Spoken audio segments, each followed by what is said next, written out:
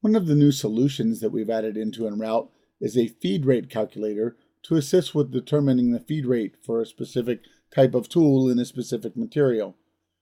To show an example of how we would use this, let's have an example job in mind, and we'll say we're going to cut out some 0.75 MDF. What we're going to use is a 3/8 inch compression spiral. So let's go to the information or the area for this particular tool, and I'm going to enter a page number here that will show us a little bit of information about this tool. And here's a few different tools we might select. We're going to, for this example, say we're going to use a double flute solid carbide compression bit. So this is a bit of a 60 and 100 DE. So this is a compression designed for fast feed rates and edge finishes. And here we got a few different part sizes. We're going to have a 3/8 inch bit in mind. And we see by definition this has a double flute. There are some tools where you can choose between a single, double, or triple flute.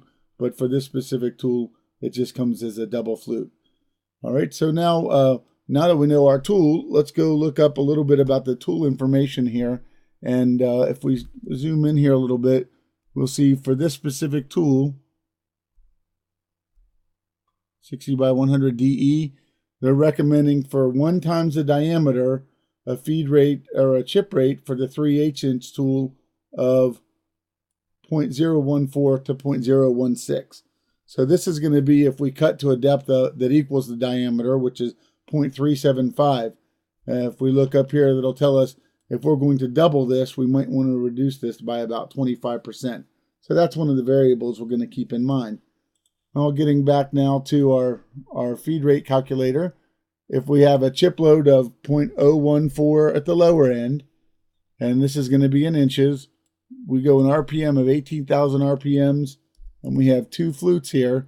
We can calculate for inches per minute, and there's a few other variables here, but inches per minute, we would have a recommended feed rate of 504 inches.